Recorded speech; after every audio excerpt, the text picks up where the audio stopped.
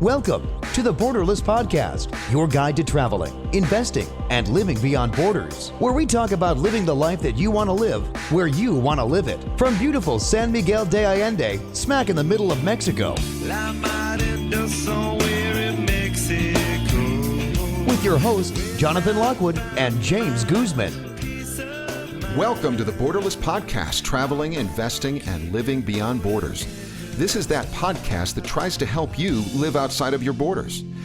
Are you looking for a more international life? Are you looking to save money on taxes? Are you looking to expand your horizons, maybe start a location-independent business? Well, that's what we're here to help you with. My name is Jonathan Lockwood, and I'm here with my co-host, James Guzman. Hey, James. Hey, Jonathan. How's it going? It's going good. I had breakfast with a mutual friend of ours this morning at Cumpano, and I had this great Mexican egg feast that I've never had before, and I didn't take any pictures of it. Oh, no. Which is super rare for me, as you know. If you're my Facebook friend, what am I going to do? There is no food that goes into my mouth ordinarily that is not also well represented on Facebook, but I didn't do it today. Yeah, there's just such a variety of eggs Benedict and all kinds of things that you take part in all over the city, huh? I love it. Yeah.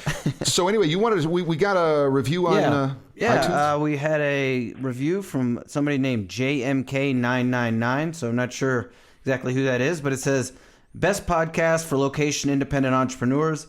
This is a podcast for entrepreneurs who are investigating the best places in the world to incorporate a business, invest, establish residency, do banking, and play. While some podcasts talk about what flag theory is, the Borderless Podcast helps you actually implement flag theory.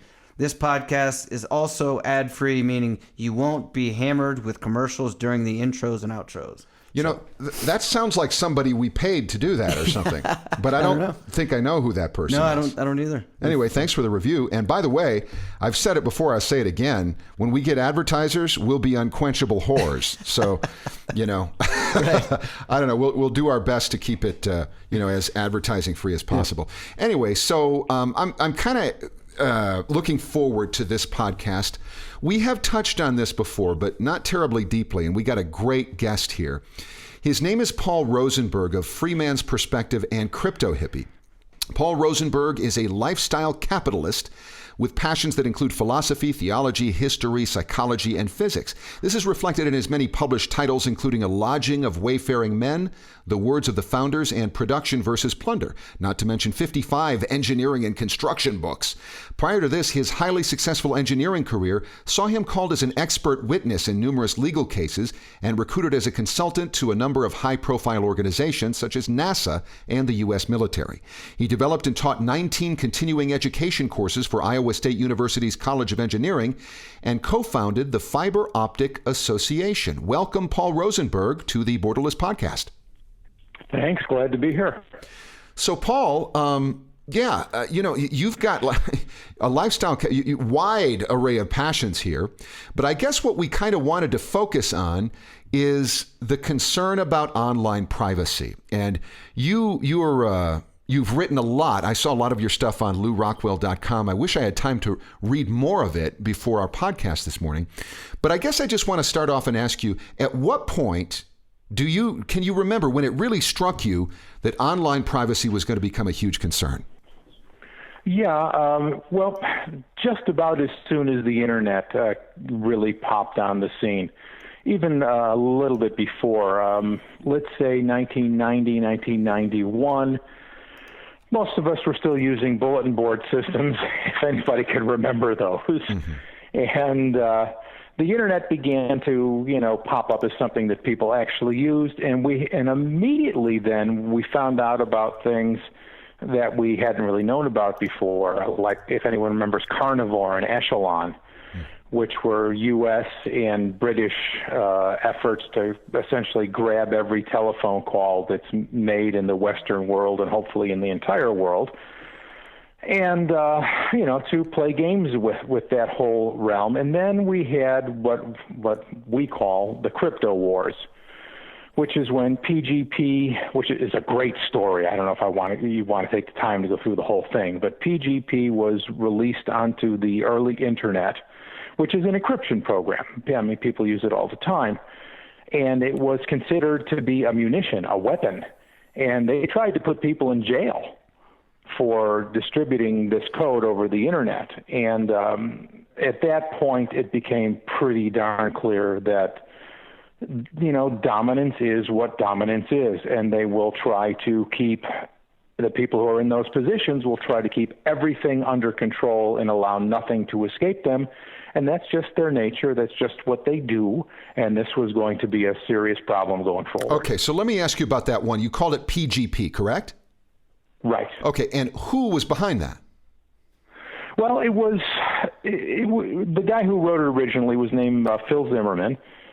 Phil was a young cryptographer. He took, other people's work and souped it up and made it easy to use, and called it pretty good privacy, which is where PGP comes from. I see.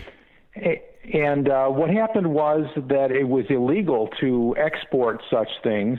So what happened was some clever guys decided to take the program and write it into a book, because books weren't illegal. And so they wrote it into a book and then mailed it to some friends overseas, and then some clever guys over there took the program and made it into a program again and distributed it. So there was a lot of... So this was an attempt to keep yourself private while online. It was an attempt to distribute a technology that it would allow you to be private online. Right. And so you said this was illegal at the time? Yeah, it was. Encryption was considered a munition. I think in some circles it still is to some extent. Now, why would they do that? These guys are control freaks. Yeah. Anything that could possibly maybe get into a bad guy's hand, we have to lock it down. And of course, if you use your imagination, anything can be, useful to a bad guy. Okay. So, that's just what they do. Okay.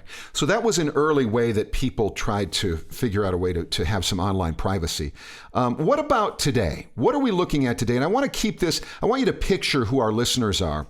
They vary fairly widely, but there's people around the world who, enjoy, we call this traveling, investing, and living beyond borders. These are people who like to work from their laptops. These are people who like an international lifestyle or are looking to relocate. And these are people who would prefer to have privacy if they can. What are the primary concerns that someone might have where online security is concerned today? Oh, well, okay. There are many of them. I mean, the one that people think of is, your local hacker who's going to get into your computer, which exists, but it's really a rather small threat. The real threats are people stealing every bit of data you send over the internet. In other words, you send all your email, you've got all your posts that you post wherever it is, and they're all taken, and they're all stolen, and they're all cross-linked and modified and repackaged and sent to other people that use them for all sorts of reasons. Everything you send over the internet is grabbed by several people, the biggest of them being the NSA, followed by the GCHQ in England, followed by the rest of them. They're all piling on because this data, now that they can use it, or now that they're becoming able to use it, is exceptionally valuable as a tool for everything from advertising to manipulation, propaganda, and opinion control. Okay, so you talked about a couple of government agencies, but you're not limiting it to that. Who else is grabbing your information? Private interests? Oh, of course. Right. Google and Facebook being the most egregious grabbers of data and users of data. Have you guys heard about the Facebook experiment 3 years ago? I don't think so. Do you, James? No, it doesn't ring a bell. Oh, okay. You can find it online. It wasn't a secret, of course. It doesn't appear on the big news sites ever. Facebook ran an experiment on 685, I think, thousand of their users.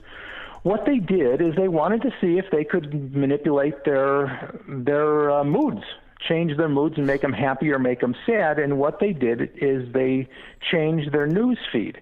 Now, what they did is they didn't just, change a story till, bomb explodes over, Kansas. They used the real stories, but they tweaked the wording of it to see if they could manipulate people's moods. And they found out that they could. And not only did they manipulate your moods, but they manipulated the moods of your contacts. So And by the way, this was not done by clever guys in a back room. This was done by computers. They're just programmed to it and to do it almost for free. So this has been going on for 3 years, and this is where everything is going. To use an example, the Eye of Sauron is out there, and it's getting everything, and it's getting it from governments, and it's getting it from Facebook and Google, and from Yahoo and AOL and everybody else. Everything that you use that's free, okay? This is what they're doing, because no one can run a service for free. It's not possible. Right, they're selling your information. You're their product. Your information is their product. Exactly, exactly. So they are finding better and better and better ways to use this. Now, if, let's say, you and I both go to YouTube, and we're both, we both use YouTube for, fairly regularly. What we're going to see are completely different pages. Yours is going to be customized for you, and mine is going to be customized for me. And what they do is they take all of this information and then they give you to the highest bidder. Whoever wants to pay more for getting their ideas in your head, that's what they do. And that's how they make money. And they're starting to get pretty damn good at it. Paul, let me ask you a question. Does it bother you or surprise you or irritate you that some people don't care about what you're talking about right now? Well, all of the above, I suppose. Most people operate on inertia. They're moving in a direction and they don't want to move in another direction because, it's hard and they'd have to admit that they were wrong before, and God forbid they should have to do that. And so once they start, and look, everybody sucks them in with, free. Hey, we got free stuff. You'll get free email, and you'll get free this, and you can talk to your 10 friends for free, and everything's free, free, free. Well, nothing is really free, and this is what they do, but people don't want to change their minds. And then what they do is if they finally decide, well, maybe I should do something, okay, well, what do I have that I could do that's free? Right. I think a lot of people are, they've heard so many different ways that people can get information, or that they, need to be careful about this and that. And there's just so many things that they're frustrated. They're inundated with ways and they don't know what to do. So they just say, well, I don't know. I can't do everything, so I might as well just give up. Yes. Right. They kind of throw their hands up and say, well, I don't know, I can't do anything about it anyway. So, as long as, stormtroopers aren't at my door, I don't care. Well, okay, let me ask you, in what way might, for instance, Facebook manipulate my mood in a way that should concern me? Well, here's what happens, is they just keep popping things in front of your face. If they know you're thinking about you have Friday evening off, then you're going to get all sorts of ideas and thoughts and people with things to do Friday night. And what happens over time is these guys, they work at it, and they've got giant computer systems that figure out what works for you as an individual. And they test them on you. Now, they're just starting to get going with that. It's called big data. And they're just starting to really work on that. But it's really close. I mean, it works. And they're just getting to the point where they can do it on, 100 million individuals at once. But what happens is you end up living somebody else's life. We complain from time to time about people who live like zombies, drones or sheep or whatever we call them. And people end up having no authentic desires of their own. What they desire, what they want, what they see, what's cool are just the things that are implanted into them by marketers, because they see it all day long and they really never develop their own desires, their own passions for things. It's just all recycled to the highest bidder. And it's a really insidious and really dangerous process. I suppose that what this is reminding me of is, the supposed experiments that people were doing years ago at movie theaters about subliminal messages and things like that. And then, of course, I've got to admit, I've been exposed to this early. I was in advertising for many years, and I had my own ad agency. And, as you look over time, like back in the 50s, all they would do is put a good-looking person, maybe who was a bit of a celebrity, on there, smoking a cigarette or holding a product, and everybody would buy it. You know, Right. Dr. Marcus Welby finally went on, endorsing Sanka. Boom! Just everybody was buying Sanka. But today, nobody really cares about that too much. And then, in the 80s and 90s, it was all screaming. I mean, they still do it today. They realized that the normal stuff didn't work, so they would scream, hype, hype, hype, hype, and that seemed to do the trick. Well, now it doesn't work as well. It's kind of like the cocaine of advertising, and so they try to find more subtle ways to see how you're affected and how you're not. And so I guess this is one of those things that we all should take to heart. I suppose if you're aware this is going on, are you sure what it means? And at least are you aware of it? Well, being aware of it is a nice first step. But when it's coming at you 10, 20, 50 times a day, for some of these people, it's 10, 20, 50 times an hour, your defenses are going to be breached. Right. Okay. And you're going to end up living somebody else's life thinking that that's what you really want and never end up really knowing yourself. Well, I respect that. I really do. So you've talked to us quite a bit about the private people who are manipulating our online experience to try and change our mood in a way that is helpful to their marketing efforts. But what about governments? What reasons are provided, for instance, by governments for collecting our personal data? Let's not talk about why they're really doing it. Why do they say they're doing it? Oh, to protect us from monsters who are going to, end up, killing us and killing lots of other nice people. I mean, that's, the bottom line of it all, whether it's this month it's ISIS or before that it was, Al-Qaeda or the Taliban or, fill in the blanks. It's, they're there to protect us from the monsters, and therefore they need to do this because we need to be safe. And by the way, we need to be the big ass dog on the block, and everybody else needs to be afraid of us. Okay. Right. So little something happened a couple of years ago with a guy by the name of Edward Snowden, who came forth and said, this is not as simple as you think it is. Explain to us the real reasons why government they say that it's to protect us. And what they really want is what? They really want is control. Mm-hmm. They want to control everyone in their jurisdiction. They want power over others, of course. I mean, if you're in government, you're probably there because you like control. That's just the way it is. And what they really like is making the rules that other people live by. Now, they'll never say that. They're always there to, for your safety and to help you. But anyone who's ever been on a condo association,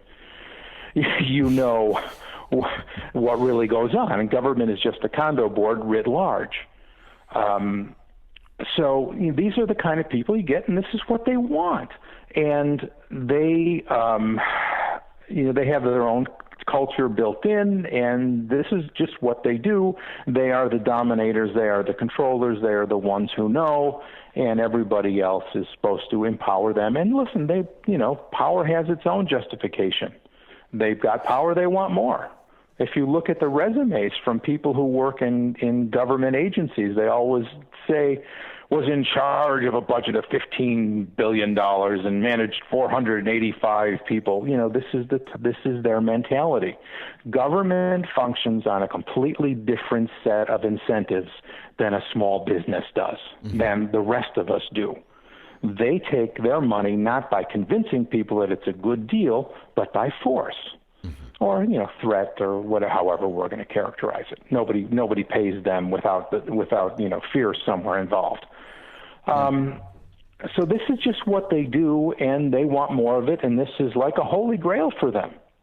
Yeah, I want to run a few things by you that some people say. So, like, one reason that people say we shouldn't really be worried about it, at least now, is that they don't have the ability to sort through all this data. Like, okay, we know that the NSA is keeping all this data. I think what's in Utah, and they have these huge servers where they're collecting all this information on everybody.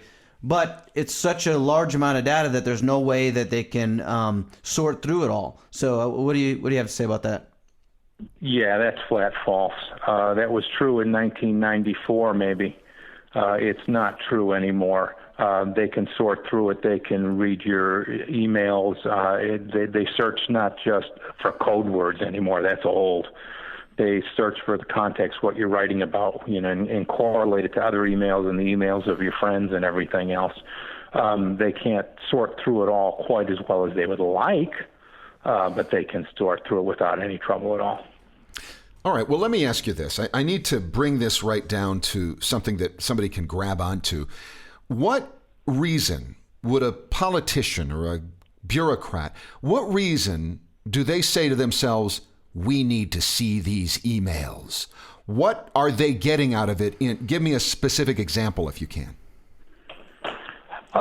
Sure. They just want whatever their issue of the day is. They've got a guy who they don't like, and they want to take him down, whatever, a businessman who isn't playing by their rules or whatever it might be, then they just grab all the data and go through it. Police departments are doing this now. Police departments have their own systems for gathering data and stealing emails and stealing cell phones and pretending to be a cell phone tower and grabbing all the data and all kinds of stuff like this. Whoever they don't like that particular day, that's the one they can go after. Or if they don't like a group of people, they can pull up information on them. They like to get data from groups of people that they don't particularly care for, whether they're patriot sort of groups or Bible believer groups or people who show up at a specific type of trade show that they don't like, whatever. They'll grab whatever they can, however they can, and tie one person to another, and then they grab that person. And this is all done by computers, you understand. Right. This is not, five guys in the back room, with eye shades on, going blind doing this. This is done with a few strokes on a keyboard and designating that that's what they want. Okay, so it's really whatever they want that particular day.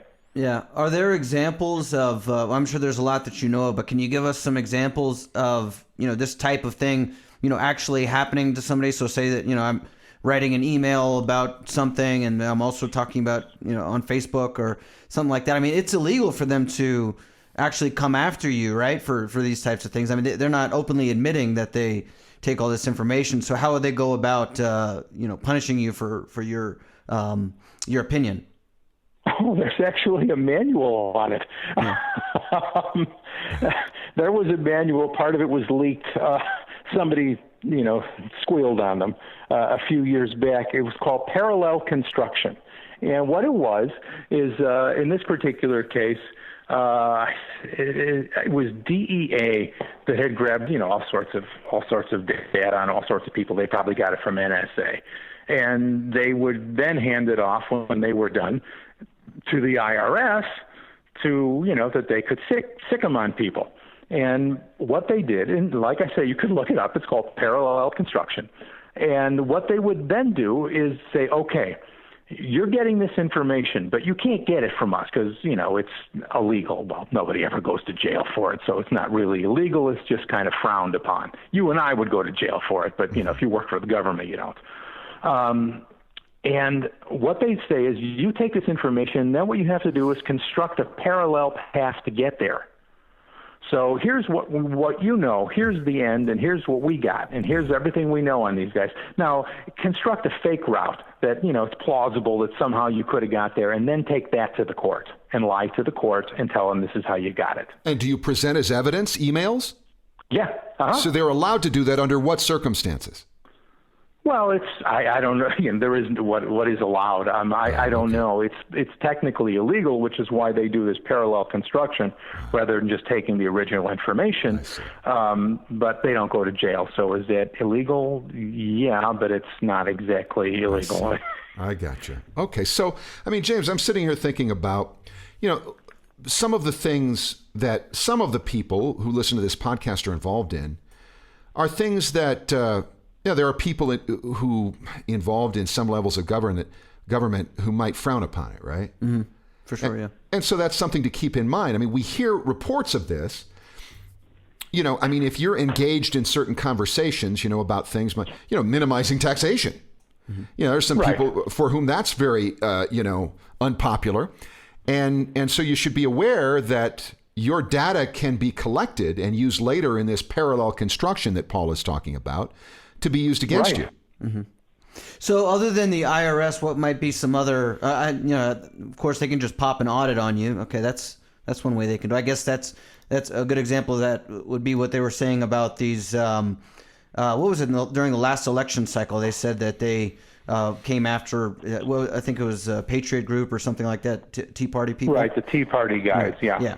And that was the IRS that they used for that. So what might be some other examples of how they can prosecute you for this type of stuff? Oh, I knew a guy who was in financial business. He was, doing Forex trading or something like that. And they came after him for dubious reasons. I don't know all the details.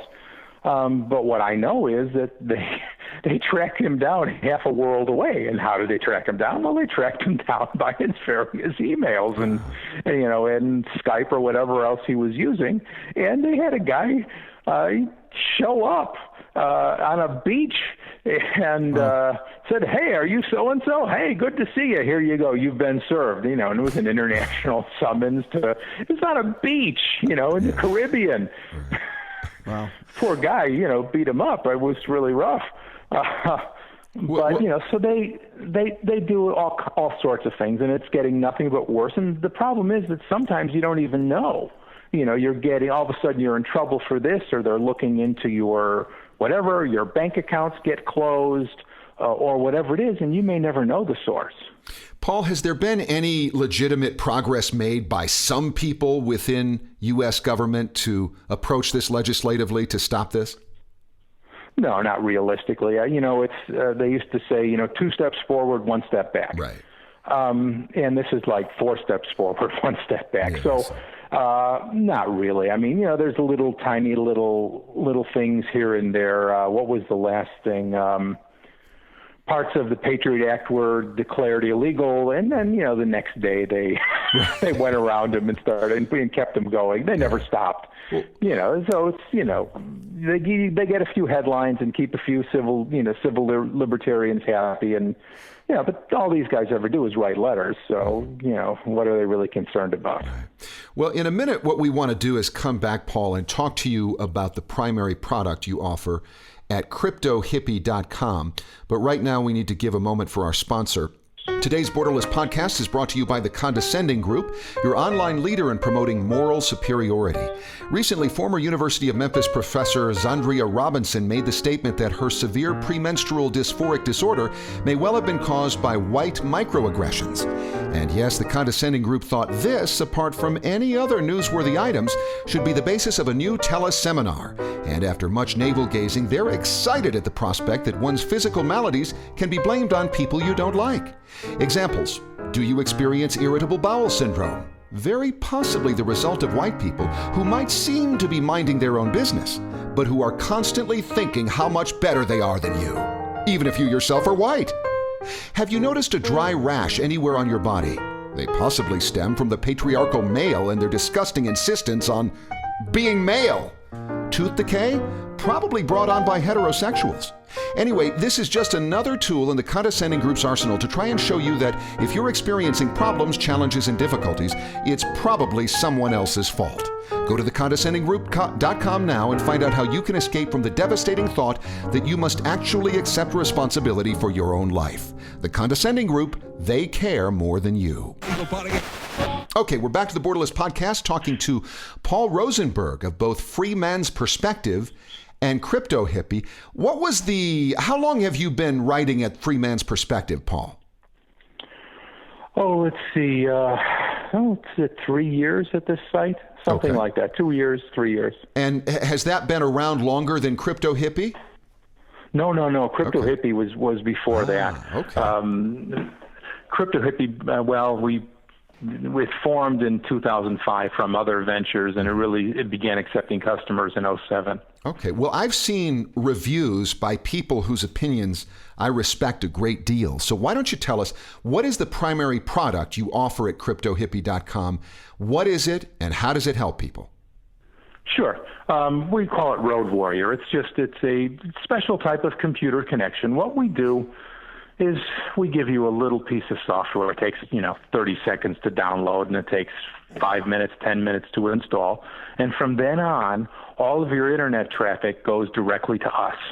And what we do is we set up a very, very well encrypted connection between our machine and yours, right away in the guts of your machine. And then we take all of your traffic directly to our network. And our network is, think of it of a mix master. It goes in one side, it gets mixed with all kinds of other stuff, and it comes out some other random point on the other side, and none of your information is attached to it. So it anonymizes you. We call it an anonymity network. And it's very complicated, and my partner, Jonathan, who runs it all, is, just a wizard at this stuff. And what we do is we remove all your personal information from everything where you surf the web, your emails. We have an encrypted chat system built in.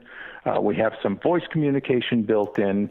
We can cover all the data you send from from smartphones, all that kind of stuff. And it's just, we just sell one product right now, and it's just the Road Warrior account, and it pretty much handles everything that you do. Okay, there was a place somewhere on your site that showed a visual representation of how it works. And it basically showed how things are now. You've got you, and you've got your internet connection, and you've got people at your phone company or ISP who are able to grab your information. And now as I look at, with Cryptohippie protection, you've got a flow chart there, you're still connected to this phone company or internet service provider. How is it that Cryptohippie is able to help me before it ever gets to you? Oh, okay. What we do is we set up a special type of connection. Think of it as a tube, okay? Mm-hmm. We call a VPN, a virtual private network, whatever. Think of it as a tube. What we do is we encrypt this connection between us and you. So everything that goes through, the phone company can see it and can steal all that data, but all it is gibberish to them. It means nothing. Mm-hmm. And we even pad it, and we delay things at various points in our system so that you can't easily connect, the batch of data that comes out of your computer to the batch of data that goes somewhere else. I guess I'm curious because, as I look at your flow chart here, you've got the computer, and then you've got your computer flows to your DSL, and then flows to the phone company, then to a variety of data centers before it gets to Cryptohippie. But you're saying a tube, like a direct path from Cryptohippie to my computer? How do you do that? Well, it goes through all of those other places, except it's in a format that they have no way to read. Okay, so you provide something at the point of the computer itself that is providing data, but data that they can't encrypt. Right. We encrypt everything that leaves your computer, and good luck. Whoever wants to steal it at the phone company or anywhere else, have fun. The best calculations are that it'll take you several thousand years to decrypt it. So have fun. I see. So is it a physical piece of hardware, or is it software within my computer? No, it's just software that we install in your computer. It's like I say, it's about a 30-second download and about a 5 or 10 minute install. Okay, so everything that you do is encrypted? Yeah. Okay. Everything that leaves your computer is encrypted and well encrypted, and it runs directly into an anonymity network. See, what happened in the 90s, let's say, we had these really cool things called anonymous proxies. And, what it was just a little spot where traffic went to there, and then it bounced back into the internet and went somewhere else. And for 1992 or 1994, it's pretty darn cool. It's, pretty much useless these days because they're grabbing data from every direction at once, and they can just line up, what went in and what went out, and they know, in milliseconds where it came from. You need now an anonymity network. So it's, our system, let's say you're in New York and you get online and you're connecting maybe to us in Canada and then popping over to Panama and then popping over to Central Europe where you finally come out the back. You remember all of the TV shows where they say, I'm tracing the signal. Yeah. He's in Bermuda and Barbados. And that's kind of what we do. How is it different from a standard VPN or a strong VPN? Okay, the other VPNs, and every other one that I know of anyway, they're all single hop proxies. In other words, it's one spot and you're connected to that, and then from there you go into the internet. And the encryption is usually the kind that the NSA has already broken years ago. And let me just say it this way. I don't want to sound like I'm advertising, but if you're buying a VPN that's $5 a month or $10 a month, forget it. You're getting a single hop proxy, and it's just it's better than nothing. But don't think it's really seriously going to protect you. If you want quality, you've got to get a minimum 2 hops. Minimum 2 hops. They have to run their own DSN server. They have to do all sorts of things that for $5 a month nobody can do it. It's not possible. I see. So I run one of these things. I know what the numbers are. You can't do it. So if you have an account if a person like me has an account with Cryptohippie, and then say that they talk over Skype and they use Gmail or things like that, their information is still out there, right? I mean, is it being encrypted so that all these different all these companies still have the information? What information is being kept from whom? Okay. If you log in, up until the point where you log into Google or log into Skype, they have no idea who you are. Once you log in, well, then they've got you, but they don't know where you are. So they don't know where you're coming from. They really don't know exactly who you are, except that you're using that account. But everything that goes on in that account, every Gmail you send, including drafts that you don't send, they've got it all. Okay. So other than, your service, Cryptohippie, what are some other kind of basic solutions that you think that everybody should be doing to protect their information? Oh, there's little things you could do that are helpful. Everyone should be using Firefox as their browser and should install the NoScript extension, which is, easy and free, and it shuts down JavaScript, which is one of the famous ways to leak data. Everybody should definitely do that, and it's not hard. Firefox runs the same as any other browser. It's better. There's a few other tweaks you should do that are too long to explain here. They're not hard. We put out a guide called Cryptohippie Guide to Online Security, and in there it tells you exactly what to do. All these other things. Whether you use our service or not, there are other things that will help. And like I say, using Firefox, using NoScript to get rid of JavaScript, and a bunch of other things. You have to turn off geolocation features, but it's all in the Cryptohippie Guide. I see. Yeah, I have seen some of that you published, and that's very helpful. If you look online, you'll find Paul's information about that. So, I was advised to go on. I used Firefox for years while I was on PCs, but now I'm using Mac. So I guess they make a Firefox for Mac too, right? Sure do. And it's preferable to Safari or the Google Chrome. Definitely. Yeah, NoScript. Now, Java, some websites and some applications require Java, no? Right. Yeah, we're talking about JavaScript here. Right. There's actually a difference between Java and JavaScript. Okay, so good. I just want to be precise. But yeah, you have to turn it on every now and then for certain uses for certain sites. Okay. But what happens if you have this NoScript extension? It's one click, and you can turn it on temporarily, and it turns right back off as soon as you close that tab. Beautiful. Okay. I've had there's been some other people when we've talked about this within the group or on other blog posts where I've had an objection that people say when you take all these different types of measures to get yourself off the internet, to encrypt the stuff that you're doing, and I'm sorry, not off the internet, but off different social media sites to encrypt what you're doing and to be more secretive, that you stand out as an anomaly in their statistical analysis, and that actually causes them to notice you more. What do you think about that? Well, there is some small amount of truth to it, although they're grabbing everything on everybody anyway, so it really doesn't matter in that way. And the other fact is that usually that's an excuse to do nothing. Right. because, it's easier and nobody wants to take a risk and, maybe I'll stand out. And it's just mostly it's an excuse to do nothing. Mm-hmm.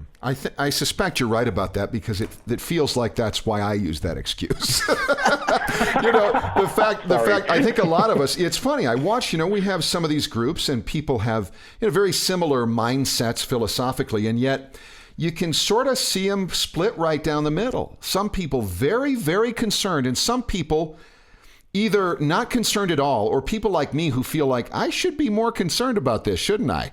But it just seems like such an overwhelming task and something you have to stay on top of. And so you just sort of tell yourself, just don't say any weird shit online. But this is why we have you on, because we want. And that's why we run Cryptohippie. I mean, we both, us who run Cryptohippie, we all had other jobs. Mm-hmm. We all had other things we did. Mm-hmm. We didn't need to do this. Mm-hmm. This wasn't our big, we're going to make a lot of money doing this. I mean, we make some money, but this wasn't our quick get rich thing. Yeah. We did it because it really, really mattered, and because once you have a system like ours, is that it's not work anymore. Sure, you turn it on in the morning. It takes about 30 seconds.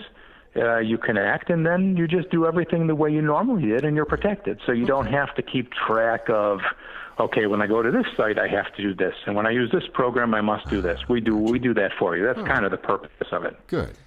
So what about things on social networks? Facebook, and we've mentioned Facebook before, but Twitter and all these types of things.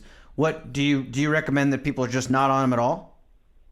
Yeah, I really do. I don't use them, and I just suggest that they don't. There's nothing wrong with the concept.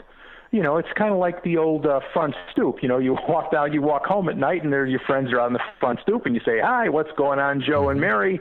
And you talk. Mm-hmm. And in terms of, as far as that goes, Facebook's a nice thing. Mm-hmm. But the way they operate it is just abominable.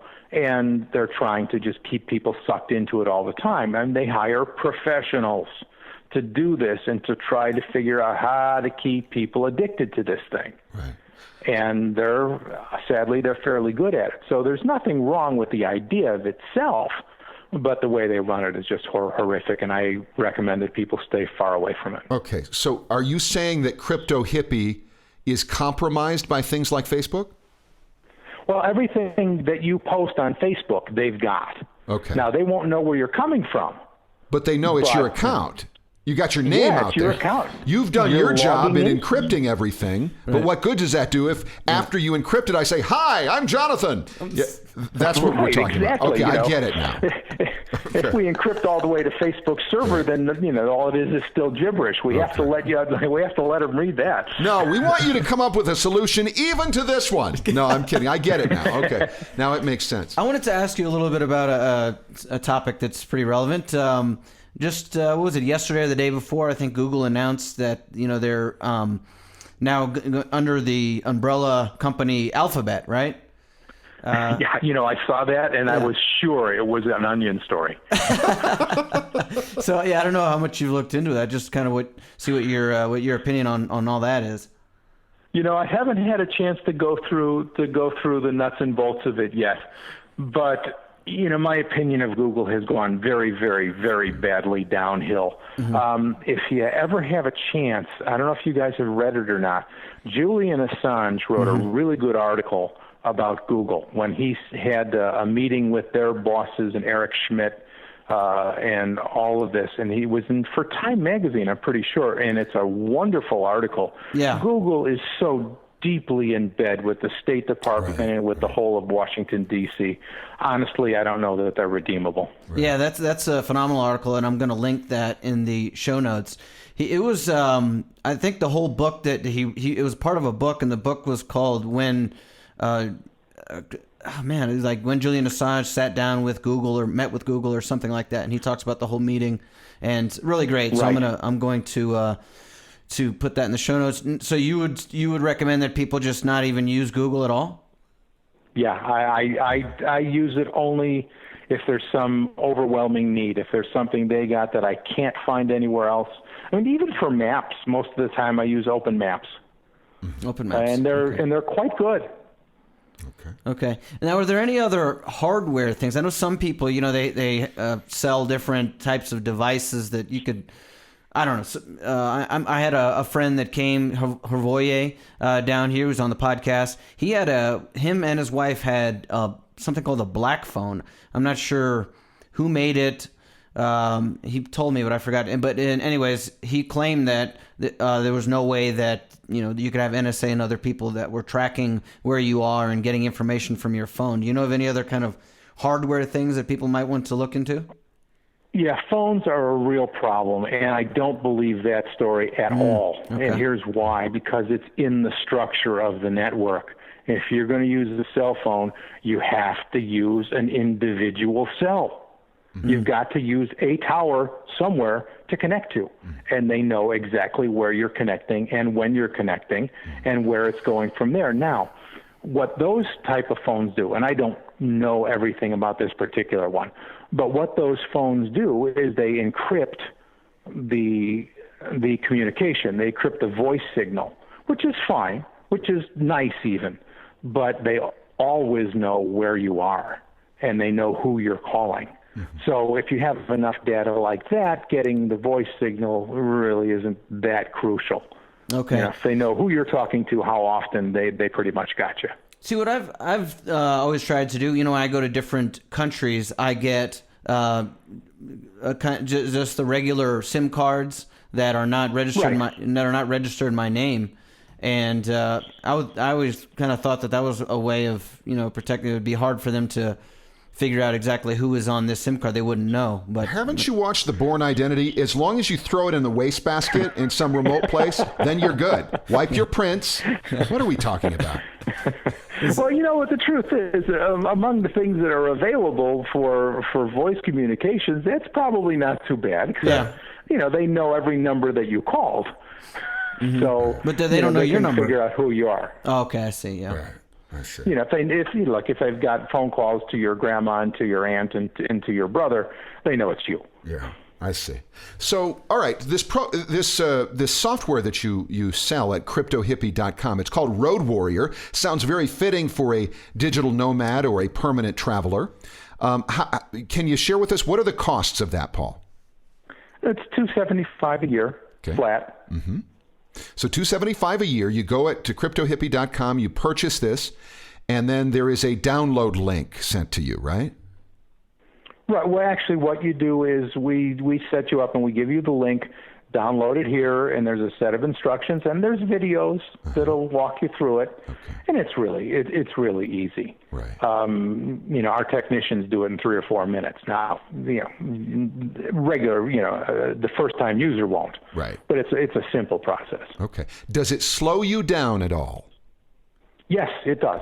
It slows you down 10%, 15%, something like that on average. We usually get 3 or 4 gig going through. But if you want, the screaming 500 gig, 500 meg connection, forget about it.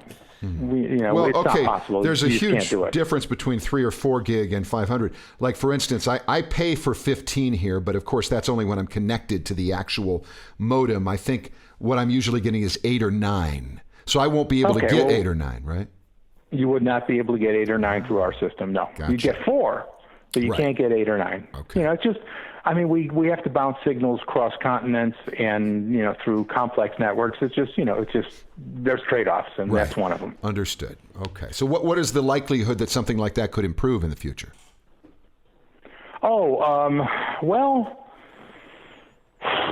It has improved steadily. We used to be at 1.5, and now we're closer to 3.5. Good. So it gets better. It gets better over time as just networks in general increase. But I couldn't promise anything. Gotcha. Right. Paul, I'm kind of interested in what you think about the future. What is this going to look like? As you're saying that the governments and these people working with the governments, corporations working with the governments, are taking 2 steps forward, even if we take 1 step back. So is this inevitable that we just have this, technocratic tyranny, or are there some new encryptions coming forth, or is things like Bitcoin and stuff like you're doing? Are more people going to have to use this? And are you optimistic about the future, or what do you think?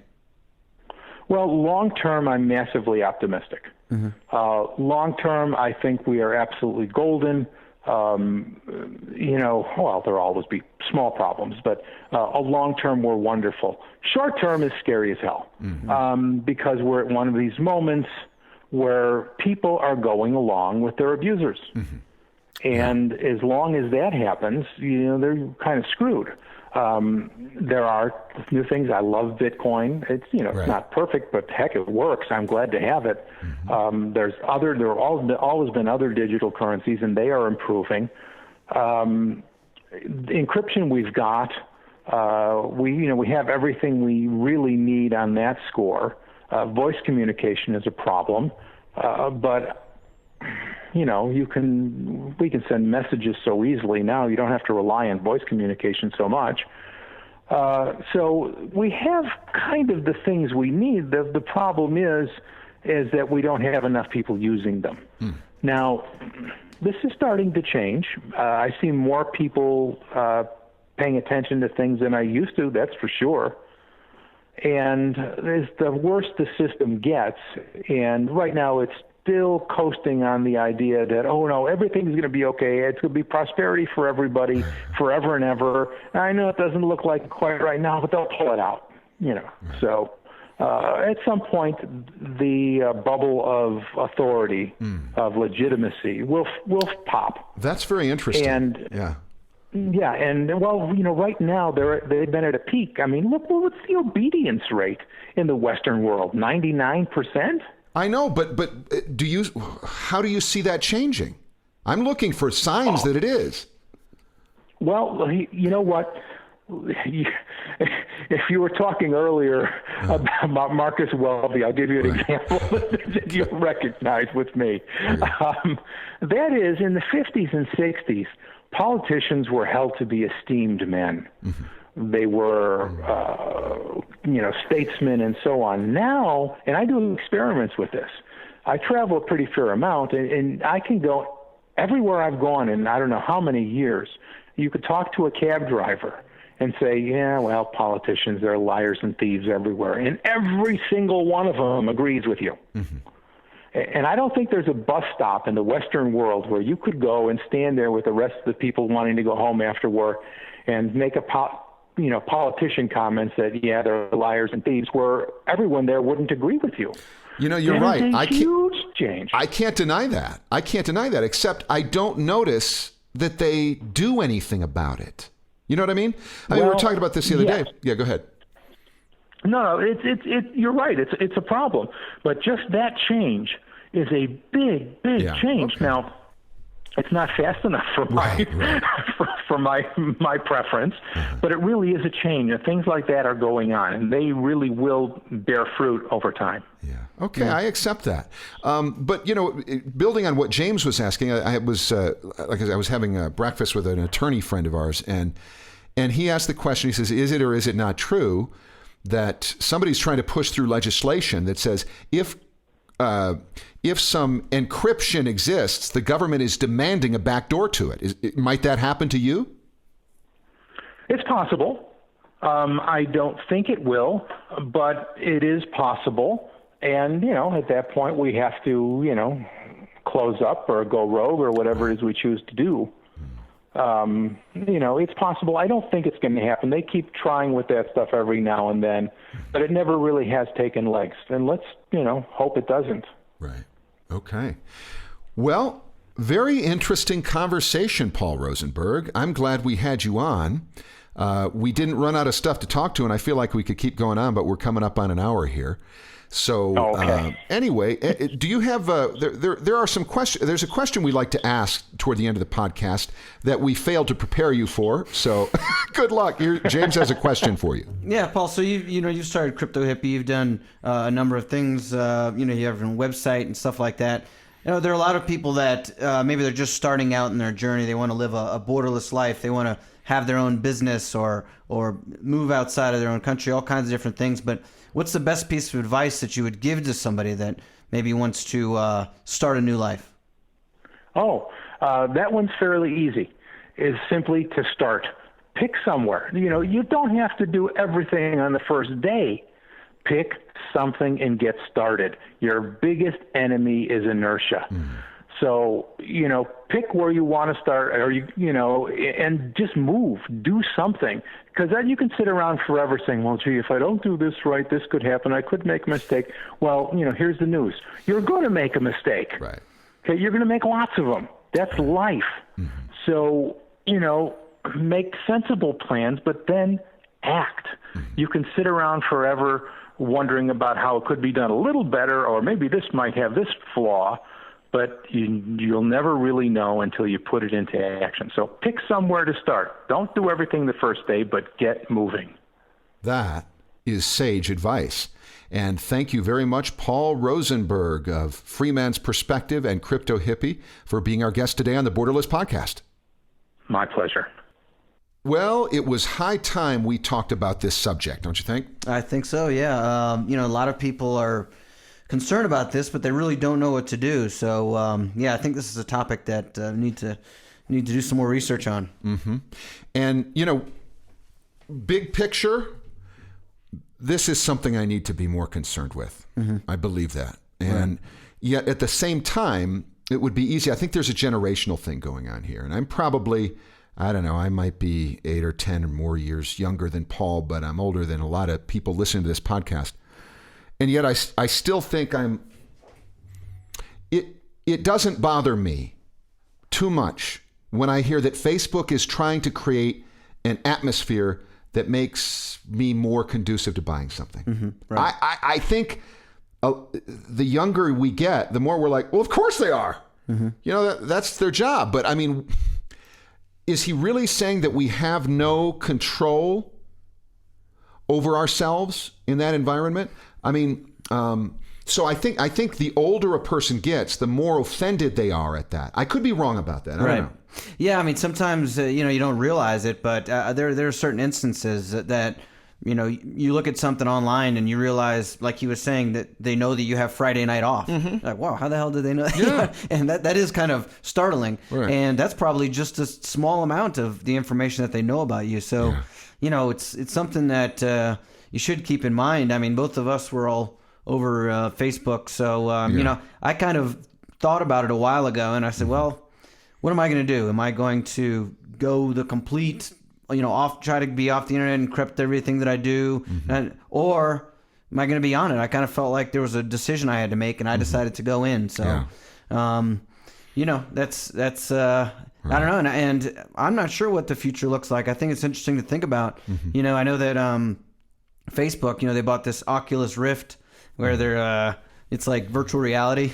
So who knows how they're going to incorporate that, have parties on Facebook, and maybe 20 years they'll be like the Matrix, Facebook, just hook everybody in. Your little screen camera is going to take retinal scans of my eyes, and then when I walk into a store, hello, Mr. Lockwood. Kind of isn't there a Tom Cruise movie like that? Oh yeah, Minority Report. That's right. Yeah. Yeah. Pre-crime. So I could be saying, oh, this is not that really big a deal, but a few steps forward and it becomes kind of a big deal, maybe. Yeah, and it's like what are you going to do? I mean, it's the. There are people like Paul and all kinds of people, Julian Assange, and these type that they're telling everybody about it, kind of jumping up and down.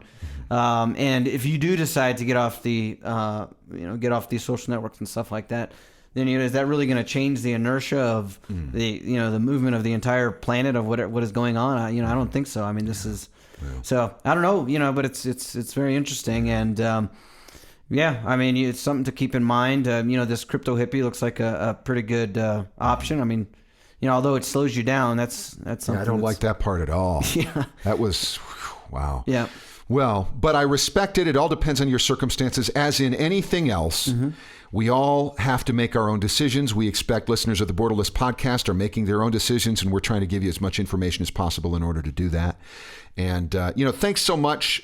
Go on the Borderless Podcast the private Facebook page, and let's talk about this a little bit. What are your thoughts on this? How concerned are you about the things we talked about today? And by the way, thanks for all of the support on that page as well. James, what do they need to do to get access to that Facebook page? Yeah, so go to the borderlesspodcast.com, and on the top of the website, there's a button, and it says Free Instant Access, and that'll give you a link to the Facebook page. And it's a Borderless Network Facebook page, and also you'll get a PDF that'll help you if you're thinking about moving somewhere or even visiting somewhere. It gives you some online resources that will help you find what a good place for you to be. Okay. So as always, find iTunes, figure out how to do it. If you rate and you give us a review, we'll give you a shout out on the next podcast. Yes. Another Borderless podcast coming up soon. Thanks for joining us for the Borderless Podcast, traveling, investing, and living beyond borders.